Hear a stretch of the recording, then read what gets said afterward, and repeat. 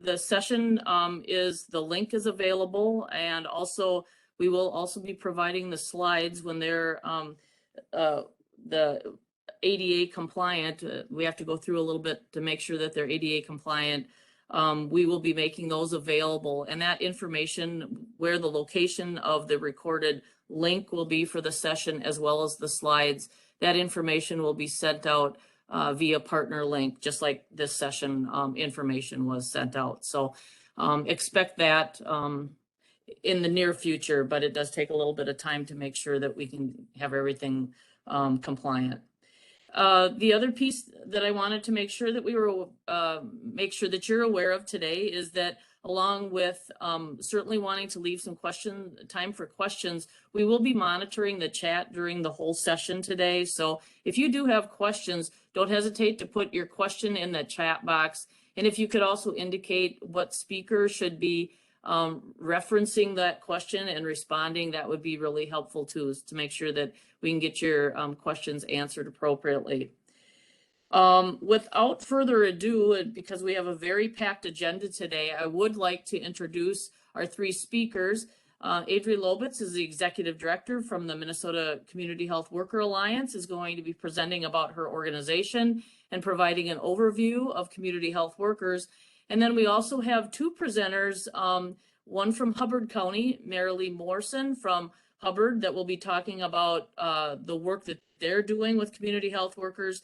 And then from Nicollet County, Bre Allen will also be talking about their work with community health workers in the Nicollet County area. So without further ado, I would like to turn it over to Bre, and go ahead, Bre. I'll turn off my mic and you can go ahead and start. Thank you, everyone. Awesome. Thank you so much, Mary. Hi, everyone. I'm so happy to see you all here, and I'm really excited to chat about CHWs with you all. So like Mary said, my name's Bre Lobitz, and I use she, her pronouns, and I am the Executive Director for the Minnesota Community Health Workers Alliance. Go ahead and advance to the next slide. Today, I'm really excited. The things we're going to cover is a little bit more about the Alliance, my organization, like they said.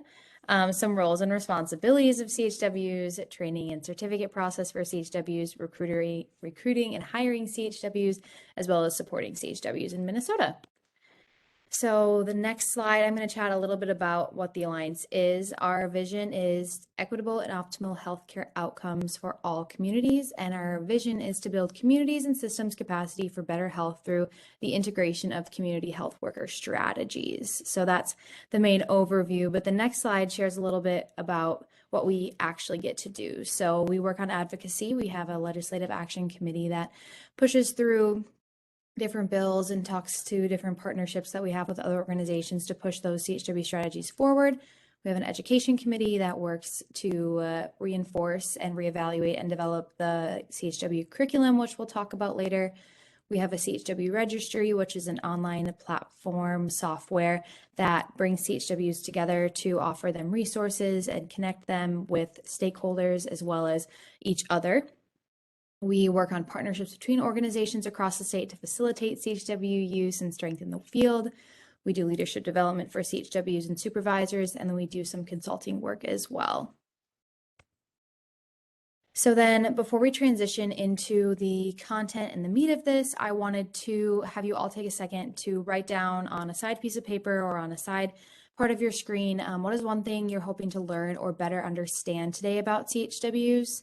And then hopefully we can revisit that at the end to make sure you guys at least took one thing away or understand something a little bit more about CHW. So I'll give you about 30 seconds to write that down.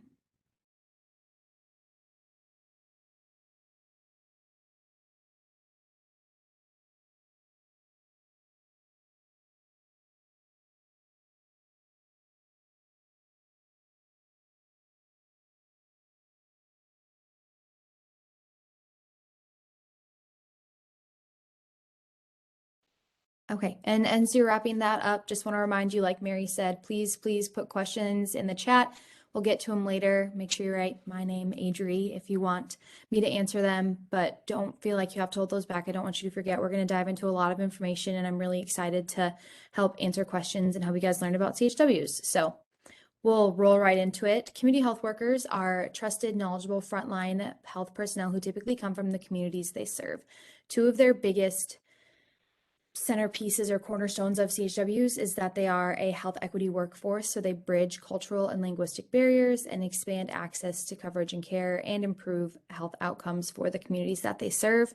And they also build individuals' capacity and community capacity at the same time by increasing health knowledge and self-sufficiency through different activities like outreach, community education, informal counseling, social support, and advocacy.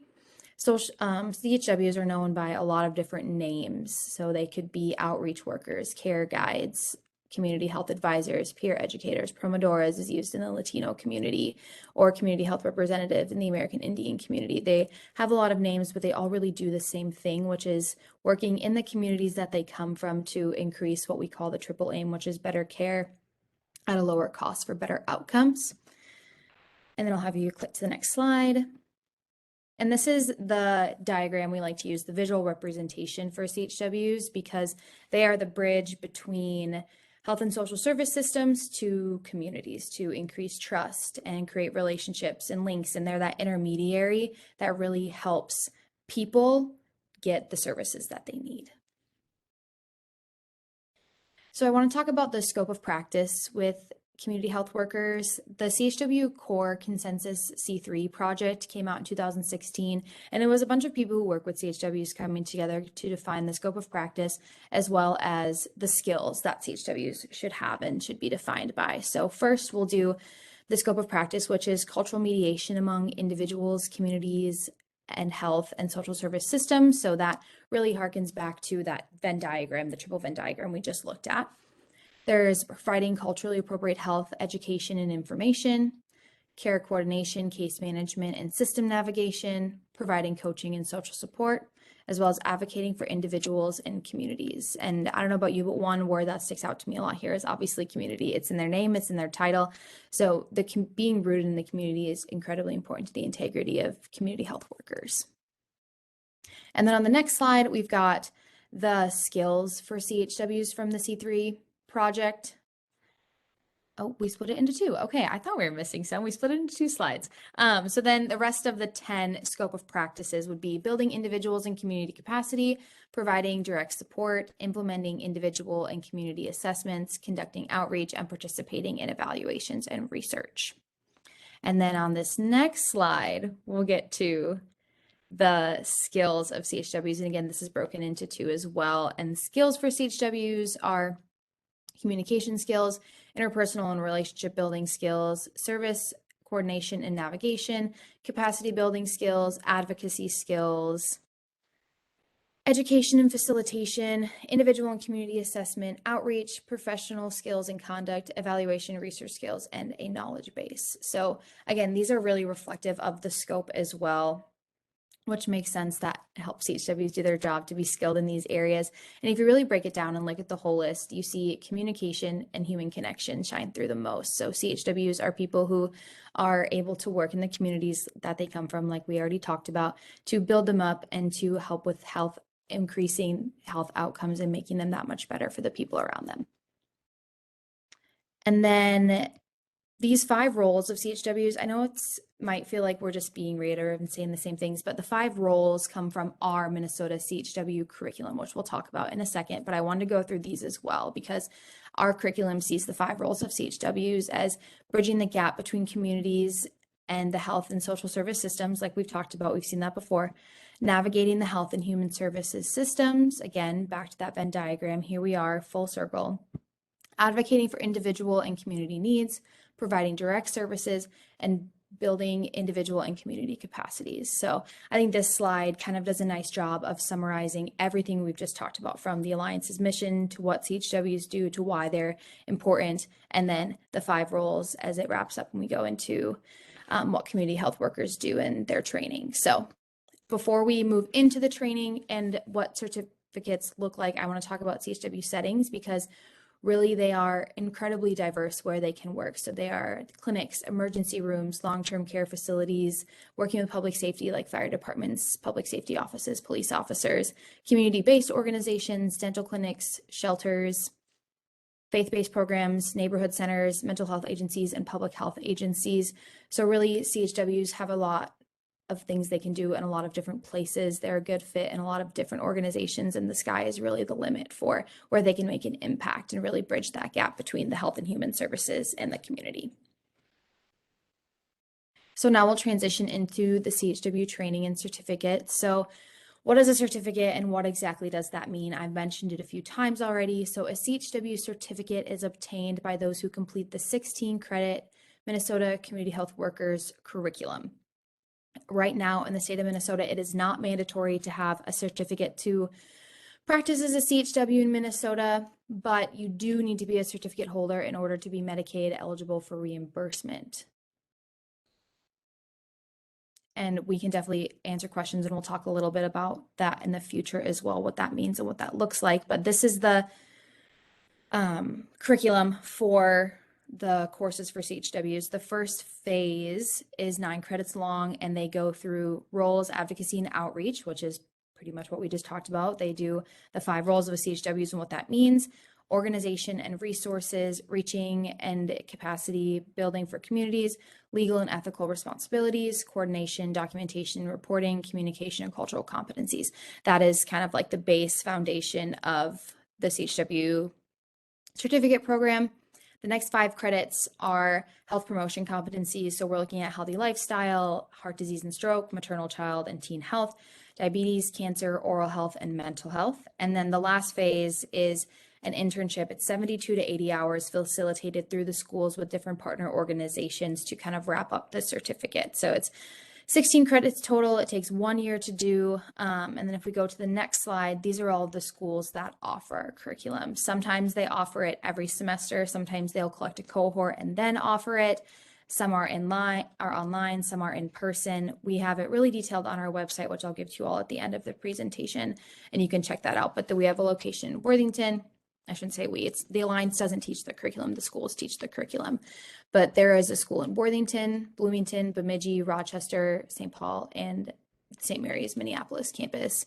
And the Bemidji and the Worthington are both online all the time. So even if you're in the southwest corner of the state or in the northeast corner of the state, there's an opportunity to get CHWs trained through one of these schools. And then we'll transition into recruiting and hiring. So just want to bring it back up. The 3 C's of community and community health workers are going to be connectedness. So CHWs who know the community and move freely within it. They're credible, so they are known and trusted as leaders and natural helpers in their communities. And then they have a commitment to pursue their work out of the sincere commitment to well-being of their communities because it is their own. So I always like to bring this up when I talk to people about recruiting and hiring CHWs, and I'll say it again for sure throughout this, is that the most successful CHWs come from the communities. It's not someone we find on Indeed who lives an hour away and is willing to commute. It's someone who lives down the block from the Public Works building. It's someone who goes to church every Sunday or goes to whatever religious organization every Sunday and is really known by the people that are in the community that they'll be helping. So I just want this to kind of be the umbrella and to be known throughout the whole time we talk about recruiting and hiring, because we have to keep that integrity and that grassroots fashion of CHWs at its core when we're recruiting and hiring them. And we can go to the next slide. So like I said, CHWs are most effective when they come from the communities and they maintain that trust. That's equally as important as well, as that they maintain trust with the communities, because CHWs are working with people who may really be struggling with their health, or may really be with the different facets of their health, or may be really confused or lost, scared, nervous, fill in the blank with the emotion that doesn't feel good. And that all surrounds our health, which all of us know is really difficult. So that trust is incredibly important, because some people don't trust the medical system, and CHWs help bridge that gap like we've talked about before. And it's important to support the authentic voice, unique nature, and professional identity of the CHW workforce. Like we said, it's not going on Indeed and hiring somebody that's an hour away. It's hiring someone who lives down the street. It's hiring someone who maybe lives across town. It's because when we do that hiring from outside and bringing in and then try to build relationships with the community, we compromise the grassroots integrity of the field, because the education and the different SES statuses and all of those things are like bringing in and infusing it into a community when we really want to just elevate the community that's already there. And then also, oh, slide back once for me, just a second. Just want to talk about that. The more educational and finance and regulatory barriers that are brought in also hurt the CHW field because, as we just said, we want to elevate communities up. We don't want to make it harder and harder and harder for them to get services that they need. Now we're ready for the next slide. So there's three main trends that we're seeing in CHW workforce development. So there's certificates and degrees at the community college level. In Minnesota, it's a certificate. And all these provide career advancement opportunities. We see a lot of people come into the field and be a CHW forever and ever for the rest of their lives. But some people also will come in, be a CHW, and then move on to maybe a nursing degree or become an LPN or a Master's of Public Health or something like that. So sometimes a CHW certificate is a terminal degree, sometimes it's a springboard and an opportunity to find more education. There is on-the-job training for CHWs to improve standards of care, CHW income and retention. And then there's certification at the state level, which recognizes the work of CHWs and facilities for different reimbursement services. Minnesota, again, does not have state level certification as a requirement. They have certificates or are certificate holders. There's not a certification process. So I know that's just a lot of little words, but it matters to know that Minnesota has a certificate and they are certificate holders. It is not a certification process. Next, I want to talk a little bit about CHW models. So a CHW model is how CHWs are used and put into communities and how they work best and the systems that have been used across the country already that have been successful. So there's three main ones throughout the states, and we'll talk about which ones have been used here in Minnesota as well. But the first one is individualized management towards patient-centered targets. It's the abbreviation IMPACT. So if you want to learn more about it, Google IMPACT UPenn Center for CHWs, which provides tools, technical assistance, and research that have advanced the field. They do a ton of research on CHWs. That's a big part of their model is the research and evaluations. The Pathways Community Hub, which started in Ohio, has been replicated in a lot of communities. This is the most often one used throughout the state of Minnesota. So a lot of times you'll hear people talk about CHWs and you'll talk about the hub. That's what this is. It's the Pathways Community Hub model. And again, you can visit their website, learn a ton about all of their avenue of doing things, but they are a community care coordination approach and pay for performance financing from public and private payers. So they're more of like a grant and health plan together to pay for CHWs. And we'll talk about how people pay for CHWs in the future as well. And then the last one, which is the Transitions Clinic Network model. It's in 11 states, including Puerto Rico, and they are specifically for employing people with history of incarceration to help those who have been incarcerated to kind of assimilate back into communities. So those are the three different ones that we see. And then, like I said before, the Pathways Community Hub is most common in Minnesota. So CHW positions and programs are supported through a variety of avenues, like I said. So there's medical assistance and Minnesota care coverage for those who are and have a certificate.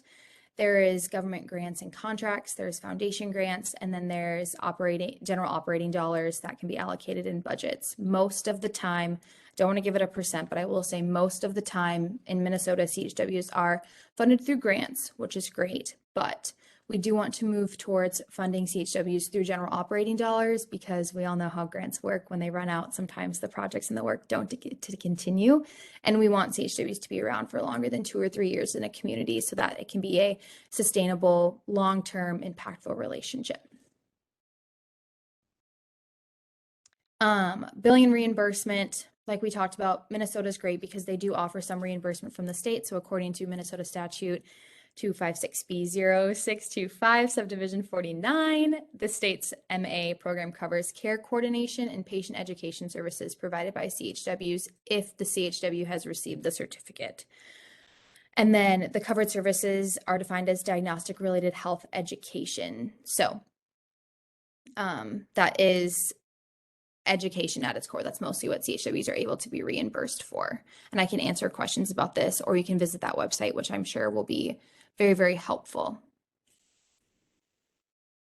And then, so we want to make sure, again, that we're understanding where CHWs come from when we think about recruiting and hiring them. They're not always on the typical path. They don't always have the same job searching or seeking skills that others have. So it's important to, like I said, go into communities and community organizations to find these people and bring them out to elevate their communities. And then when you're writing job descriptions, which is a huge part of the recruiting and hiring process, remember it's not one size fits all, and it's okay to have different position descriptions for different jobs of different CHWs depending on what they're really doing.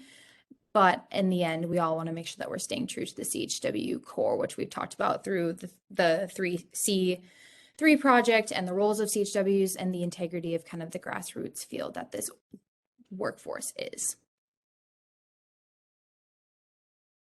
And then just some final reminders before we transition to CHW impact. So fully integrating CHWs into models is key to their success, which can include interprofessional training because other professionals in clinics in different settings have to understand what a CHW is within the medical model or other models that they may be situated in to know how to use them. So CHWs may offer translation services from different languages, but they are not there to be a translator. They may be able to help fill out paperwork, but they aren't there to do insurance type things. They're there to bridge that gap between communities and health and human services through care coordination, through ensuring that people are able to follow up and understand the care that they need, things like that.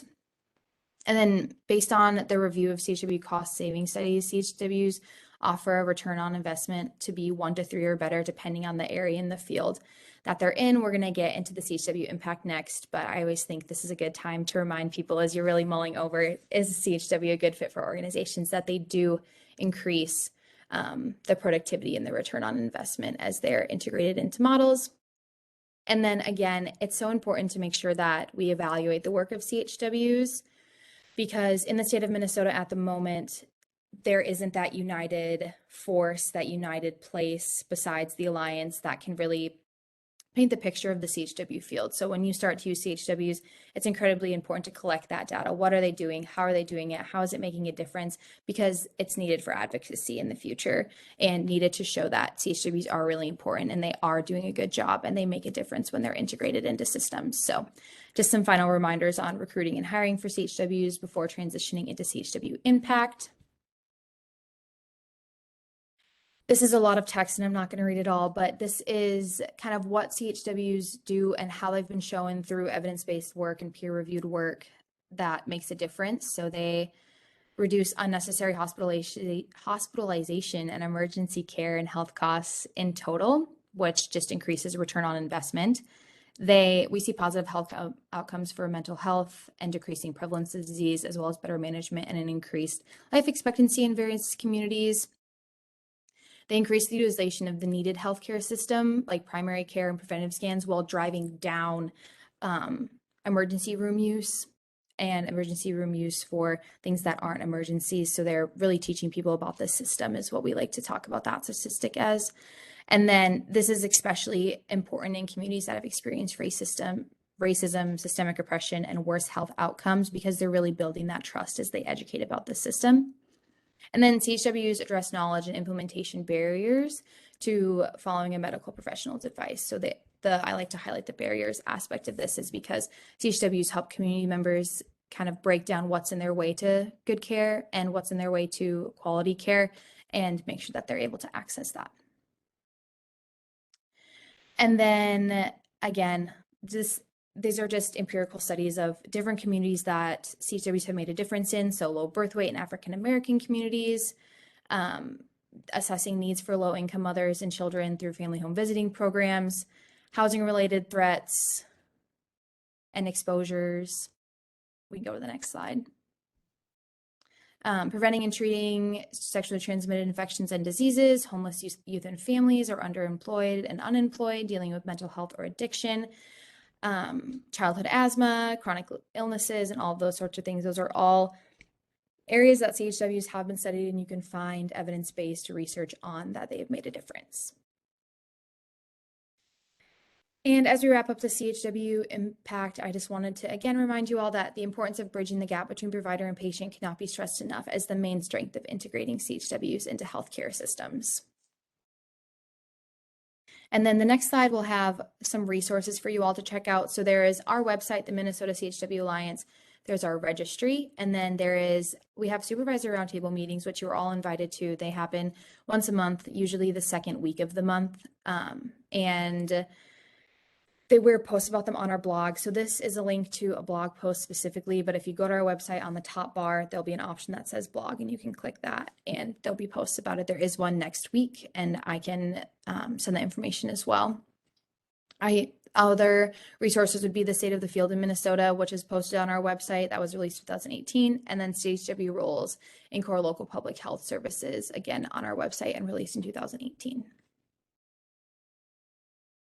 And then want to transition, the last thing I want to talk to you all about today is supporting CHW development. So we're at a really exciting time right now about CHWs. You're hearing about them more often. They're being incorporated into other legislation. And President Joe Biden talked about on his campaign run hiring a ton of CHWs, and Governor Walz is taking that seriously, which we're really excited for because he's allocated funding to CHW workforce development and evaluation.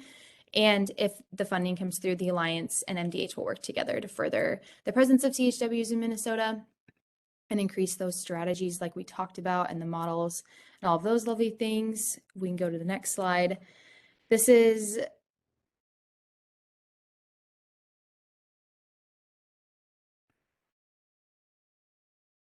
shoot, is that the end? That's the last slide that I have. Okay, that's okay. I can just quick summarize. So like we talked about, there is opportunity for CHW funding. And if you want to learn more, please reach out. Please let me know. There's a couple of things that the Alliance will get to do, like develop capacity for CHWs with fighting health disparities, establishing a CHW awareness campaign, and increasing organizational readiness of employers. And then MDH will be able to explore the national landscape of CHWs, Minnesota's landscape of CHWs, and then rigorously evaluate CHW models, as well as create a sustainable plan for CHWs. So really important actions. If you want to learn more, please reach out and I will put my information in the chat. I did see the chat going. I'm really excited to answer some of the questions that came through. But that is all I have. Thank you so much for letting me come and present and talk about CHWs. And I'm really excited for the prospect of you all being able to utilize them in your own communities. And I will yield it back to Mary. Thank you all again so much. Thank you, Adri. Yeah, there was a question at 214 about, are there scholarships available to community health worker students? And I have a little bit of time. Did you want to answer that verbally or do you just want to put that in the chat? It's up to you. I guess I can answer it verbally and also put it in the chat for accessibility. Okay. There are some scholarships available. It depends on the school. There's also grants available most of the time for CHWs, and some organizations will pay for their CHWs to acquire their certificate because of their reimbursement situation with CHWs at the moment. And I'll type that in the chat too. Great, thank you. And I know there have been a lot of listings of all the resources that you have that are in the chat as well. So thank you, Karina or Mickey, whoever was putting those in. That's really helpful. So continue to think about questions as you have them, and we can probably go on to our next speaker, but please continue to add your questions to the chat box as they come up. Next, I'd like to present or just introduce Marley Morrison from Hubbard County is going to talk about their experiences working with community health worker in their jurisdiction. Welcome, and I'll turn it over to you. Hello. Okay, thank you. Hi, I'm Marley Morrison. I'm the Community Health Director here at CHI St. Joseph's Community Health. We are a hospital-based public health department, so Hubbard County contracts with CHI St. Joseph's to do their public health agency. So we are those two items, one of 5 in the state that do that. So next slide, we'll keep moving. So I was asked to present today because we have actually used a community health worker at CHI St. Joseph's for about the past 7 years. So we have a program here called the Father Project, fairly unique to our agency. There's a few other Father Projects across Minnesota. So we had a staff named Joe Johnson who was hired to run our Father Project and was trained in the Nurturing Father program in 2011. So he worked through that grant program until the grant funding was lost. We did that through Goodwill Easter Seals. So, however, the Father Project program was extremely popular and very well received in our community. So there was, when the grant funding was lost, the previous director looked for some creative ways to help keep it going and find funding. One of those was that Joe was able to become trained as a community health worker, a CHW. We took a certificate program, and our CHI has tuition reimbursement, which is how that was paid for. And he started working under our family home visiting program as a CHW. We do Healthy Families America. So once he was trained and then fully trained in Healthy Families America, Growing Great Kids, he had carried a caseload of families, and his visits were billed through Prime West, our PMAP provider. Those visits the reimbursement didn't cover all of his time, but between that and the grant funding that we had, the first MCV and then evidence-based home visiting grants, worked very well to use for his time. And Prime, we have county-based purchasing, so we are a Prime West County. And next slide, please. So the family home visiting program worked extremely well with Joe carrying caseloads. There was a lot of crossover between families that were involved with the Father Project and then would come onto his caseload for family home visiting as well. So that worked really well to continue his programming and so on. Next slide, please. So the Nurturing Father curriculum and the Growing Great Kids curriculum had some overlap, and so that worked well as well. The Father Project does a lot of family and community activities, which also crossed over really well with evidence-based home visiting. I would say the only downside of it was sometimes the crossover between the two programs could be confusing when I think the people who were enrolled didn't always necessarily know which program they were under. The public health nurse supervision for the family home visiting was crucial. And so we have had increased funding again the last couple of years for Father Project activities. So he has transitioned out of family home visiting work basically because the demand for the Father Project is so high. So he's just moved out of that. We've moved other nurses into the family home visiting. Next slide. So I'm just going to go a little bit into the Father Project as well. So it was launched in 2011. It's a life-changing support for families. The mission is to help any and all fathers, custodial, non-custodial, or anyone filling in as a father figure. So stepdads, grandparents, foster parents, learn healthy parenting skills and behaviors, as well as overcome barriers that may have prevented them from providing emotional and financial support for their children. Next slide, please. It's a voluntary step-by-step multi-class program. The participants learn an array of fathering skills that include healthy disciplinary approaches, parenting and communication styles, and co-parenting skills. Next slide, please. It's a 12-week program, but some fathers who, once they they complete the program, they want to stay involved, they become what are called citizen fathers. So they excel and they kind of do a lot of work in our community. This is Citizen Fathers Group. Next slide, please. So other things the Father Project provides, the CHW does most of this work, which is case management. So the Father Advocate, which is our CHW, provides expert consultation on issues facing fathers and support on effective parenting. Provides parenting support. There are parenting classes that help fathers learn practical skills and receive support from others in similar circumstances. Our case manager will help the father work through child support services from paternity to payment issues, helping dads understand their situation. Father and family activities we do multiple times a year. And then there's also an emphasis on economic advancement, helping fathers who want to get back into the workforce or education. Next slide, please. So the project is supported financially by CHI St. Joseph's Health, fundraising, state and federal grants, and contracts with communities where we provide services. Currently, we're active in Park Rapids, which is Hubbard County, Detroit Lakes, which is Becker County, Walker, which is Cass County, and Bemidji, that's Miss Sprint Beltrami County.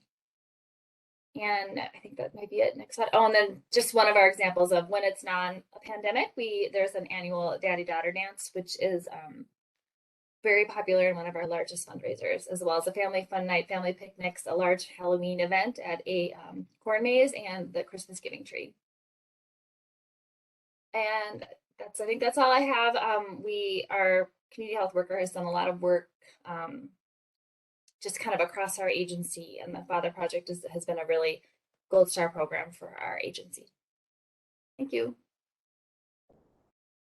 Thank you, Marley. That was very interesting. I haven't heard about the Father Project before, and thank you for sharing how you're utilizing and working with your community health worker in your jurisdiction. Very interesting.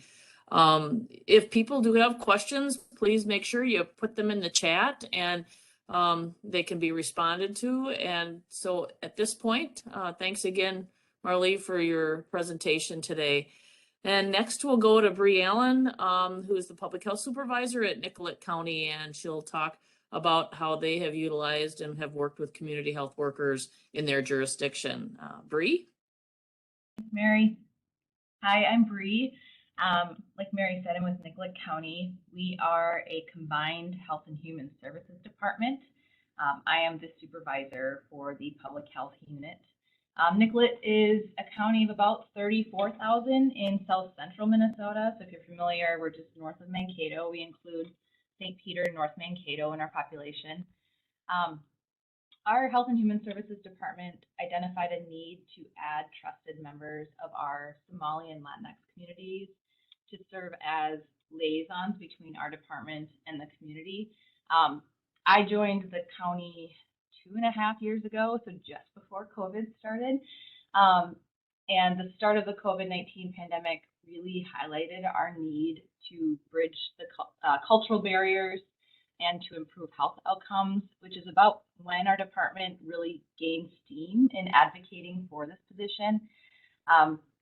We were able to hire our first CHW in November of 2020, so that was a quick onboarding to play a large role in our vaccine outreach efforts. Lula was pretty quickly brought into our public health team and was a major factor in our outreach to our Somali communities, get information out and to help them access vaccine. We now have 2 CHWs, Anna and Cal, who serve our Somali and our Latinx community. They're currently funded by grants like the American Rescue Plan, but in a few years, our proposal was that they would, about 20 to 40% of their positions would be funded by reimbursable services. And unless we have other funding sources by then, public health is largely grant funded, as was mentioned. The remainder of their position will be supported by the county. So I just have some lessons learned in general about the process of hiring and onboarding. First, with hiring, for our first CHW posting, we did keep it open to either Spanish or Somali candidates, as we had a need for both, a CHW in both communities. I have since learned this might not be the best practice. If you have a community you would like represented in this position, it's really important to clearly identify what community you want to serve. It'll help candidates better understand if they'd be a good fit for the position, and it saves everyone time. Additionally, if you know what programs and grants they will be supporting, make sure this is clear in the posting or during the hiring process. For example, we've now learned that our greatest need right now for CHWs is to assist in our maternal and child health programs, like home visiting, dental varnish clinics, and car seat distributions or installations, and education. So my note to myself is, in the future, I'm going to make this known in posting so candidates fully understand the role and know if they'd be a good fit. It's, as for any position, it's important that employees understand their job, the organization, and their expectations up front. To ensure we hired someone who was a trusted member of the community, we shared the posting with many community partners, including moms from the Islamic centers. We have a Minnesota Council of Churches office in Mankato, who we've been working with throughout the COVID-19 pandemic. Schools, anyone we could get it out to share, we did. And then another thing about hiring is we don't require a CHW certification upon hire. In this area, we don't see a lot of students, or we don't see a lot of individuals with a certification. We assume that their first few months of employment will involve the certification program. We do use the Minnesota West Technical College. They have rolling enrollment, and cohorts start every few months as needs come up. And like was mentioned, they're all online. So it's very, very convenient, and we've had good luck with that. A few lessons learned about onboarding. I think it's unique that our CHW serves the Health and Human Services Department. So first, before we brought on Lula, we made sure that we clarified the role with the department, specifically making sure people understood they're not interpreters. We try to use other services. We have a contract with a service in Mankato. We have Language Line for interpreting, but this position is a liaison between community members and our department, conducting outreach on programs and services, helping clients navigate health and human services, which is incredibly confusing, or can be for a lot of people, and serving as a cultural mediator, and also providing feedback on how we can make our services more inclusive. In Nicollet County here, even though they do serve the whole department, they are really housed within public health. They can be called in to consult across the department. For example, Lula was able to meet with some case workers who had a client with schizophrenia and whose family was trying to better understand, like, what is schizophrenia, what medications required. So consulting on certain cases that require more than just a translator. And, you know, another thing they've been called in to do across county is participate in a county-wide work group to ensure our county services are inclusive, and that's actually where they are right now. And we are adapting this role depending on community need and particular specialties of each person that we hire. We're newer to the CHW world than Marley is, so we're still ironing out details. So like I said, when we first hired our first CHW, we were needing a lot of help with COVID-19 outreach and education. So that's where the CHW went. Now we're looking at what life looks like post-COVID.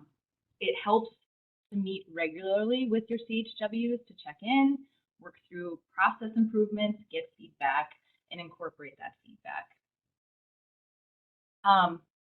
And over time, we've found out that this position is most effective if the majority of their work is housed within a specific program where they can gain specialties. Like I said, our current community health worker home is with our maternal and child health team.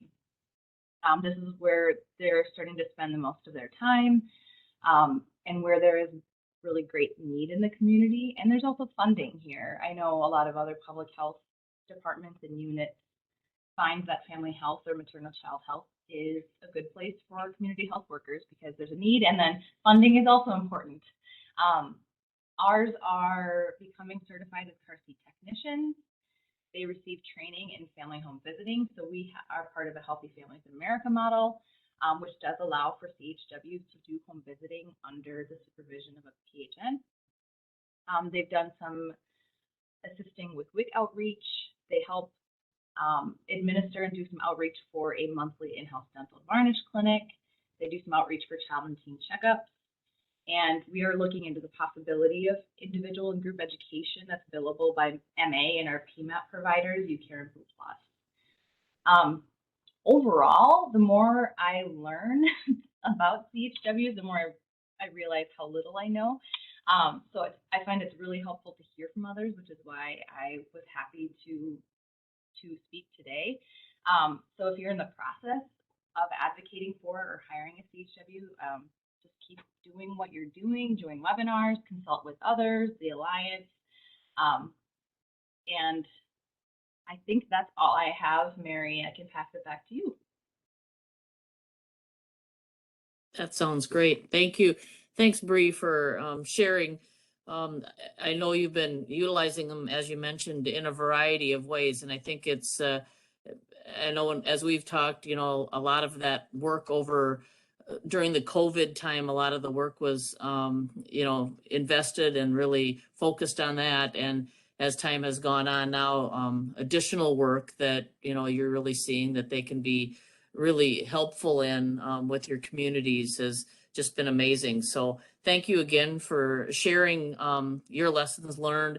And Marley, thank you for sharing also kind of the history. You certainly have had a lot longer than Bre has experience, and it's great to hear both sides and to hear how you've been really working with the community health workers to meet the needs in your community. So thank you again both for sharing. And I also certainly want to again thank Adri for her presentation from the Community Health Workers Alliance of Minnesota. Please, I know there are some questions in the chat. One just came up from Grace. Have community health workers done any work with adult services or MinChoices? Do any of the presenters, do you want to respond to that, or do you want to do that either verbally, or would you like to do it in the chat? I can just say that our CHWs, I mean, it would be a lot to learn all of the programs and services in Health and Human Services. But if there's a particular client where they might, there was an example where they met with a client who was receiving some waiver services just to explain, like, okay, here, you're going to have a case manager in this area, you're going to have a case manager in this area, just basically kind of explaining county services as a whole is in consulting is where our CHWs have landed. They haven't delved, other than public health, they haven't really delved into the programs themselves. So I can't say they're doing specific work in any unit except public health, but in general, they're just kind of acting as like a way to initiate contact with people to understand how the county works, if that makes sense. I would ditto what Bre just said. I think across the state, we see either people working specifically in programs sometimes, or we see them kind of being that liaison in between so they can better understand the system. And I'd say we see that option much more often. Off the top of my head, I don't know, I can't name a CHW that's worked with these programs specifically, but I'm sure it is happening. And again, it's that liaison back and forth. Great. I see there was a question too from Ashley at 242 that was specified to Bre. So maybe that question has been answered, I think, but I just wanted to acknowledge that. Is there any follow-up there, Ashley, that you'd like to ask from what was just said?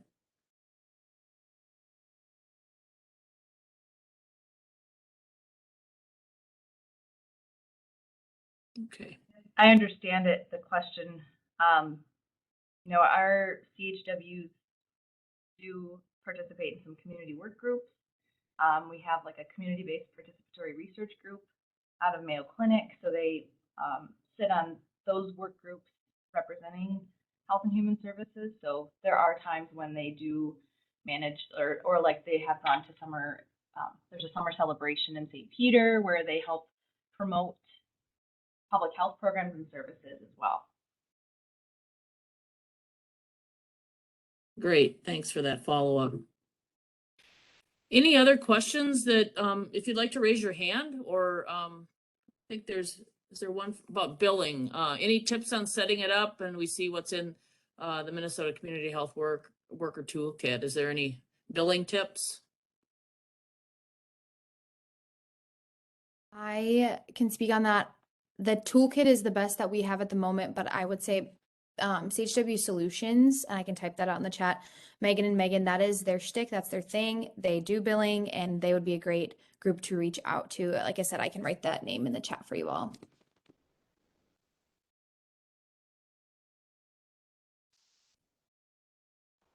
This is Marley. That I would just say too, our billing procedure was pretty dictated by our PMAP by Prime West too as well. Like, and so they made it really easy for us. They were pretty progressive with the CHWs. I think it just depends on your provider.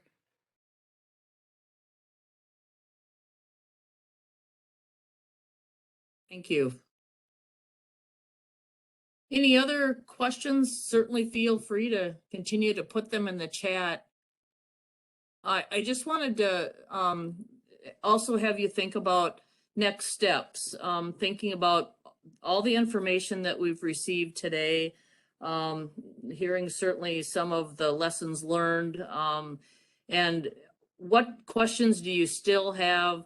Are there things that, or topics or specific questions that you have that were not addressed today? And what can we do to help with your next steps? Is it setting up some means of, we have contact people certainly that had presented today that certainly could be potential resources for you. But also I'm thinking, is there a need, if there's enough of questions or topic areas that need to be addressed, that we do another session at some point in time, and if there's an interest in that. And you may not know specifically today the answer to that question, but if you do have questions or suggestions about that, we'd really appreciate you putting those in the chat box, and we will take a look at those. The people have put this session together, and I guess and too, if you want to go to the next slide, my contact information, I guess there's resources. We'll just go to the next slide. We'll come back to this resource one, but our contact information, and we'll leave this up at the end too, but my contact information is on there, as well as the other presenters today.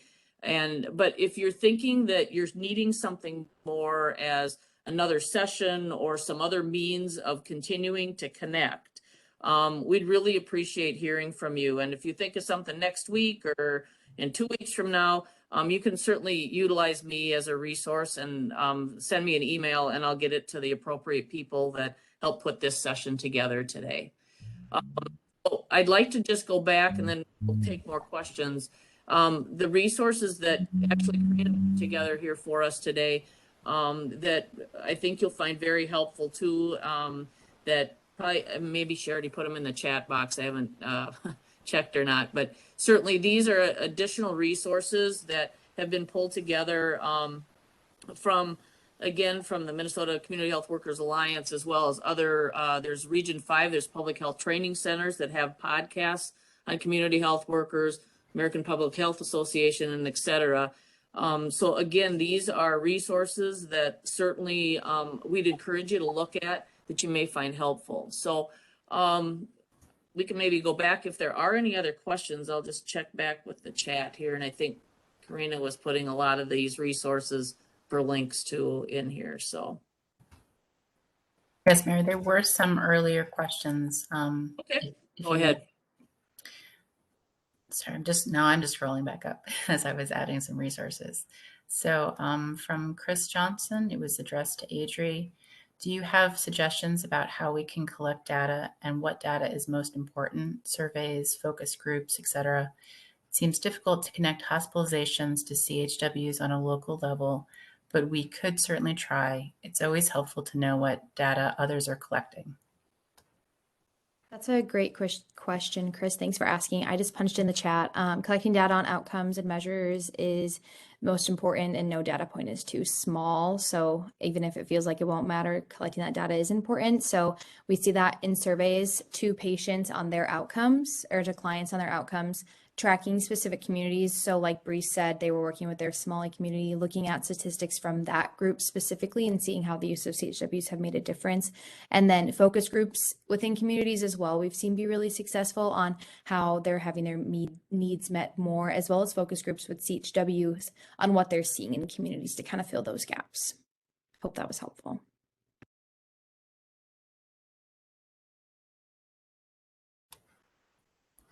This wasn't addressed to anyone, but from Tina. Tina, you want to let us know who you wanted to answer this question in particular? Ramsey County is using some of our American Rescue Plan dollars to train staff in low wage positions as CHW. We have 5 staff participating in the program who are enrolled in St. Kate's CHW program.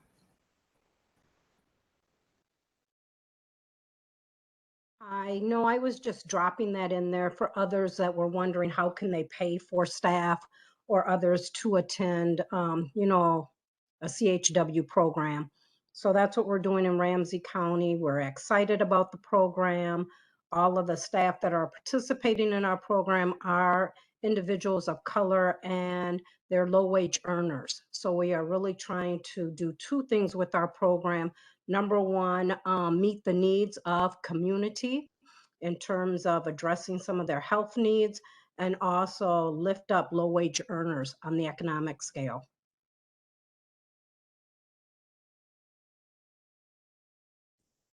Thank you for sharing that. There was a question too, if we can get a copy of the PowerPoint slides with links via email. And yes, we will be working on getting these slides back out to you, and we'll send them out via partner link. And I know that's going to take a little bit of time, but if there are needs before then, Mickey, is there any other way we can get like the links out quicker than that?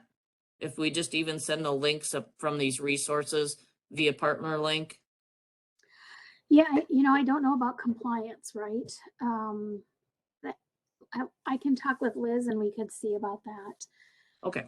Yeah, you know, we're not going to take months to get this stuff out either. We get it turned around pretty fast. It's just, you know, there's steps that we have to take to be compliant. So, Yep. And Certainly. this is Anne. I'll just add, if you want, you can right click on the chat and copy and paste it into a Word document if you want these links ASAP. Thanks, Anne. Thanks, Mickey.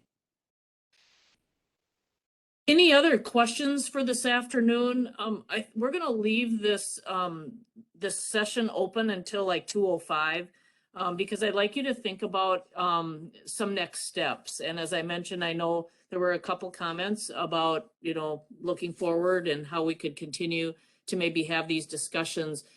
Is it via another session potentially if you know, if we have enough topic areas that need to be discussed, or is there some other format that you would like to keep in contact with each other some way? So we'd really like to hear from you, to hear what your needs are as far as for some next steps. So before, you know, as you think about those, like I said, put them in the chat.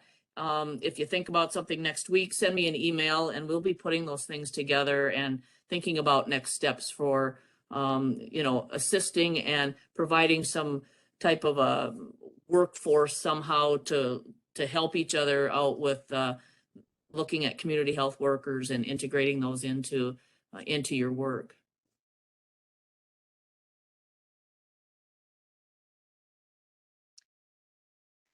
At that point, unless I don't see any other, unless I'm missing something, I don't think I'm seeing any other questions here. I'd like to thank our presenters for today for your time. Thank you, participants, for taking time out of your schedules today. Mickey, you have a question? I saw your hand up. no, I meant to clap. Oh, okay. All So right. really, thank you, everybody. Yes, thank you, everybody. And please, like I said, we'll leave this open. Put your comments in the chat box and we will be back in touch if something comes up in a week or two. Send Mary Orban an email and we'll put that together. Have a great day, everybody. And this will be the end of this session for today. Take care.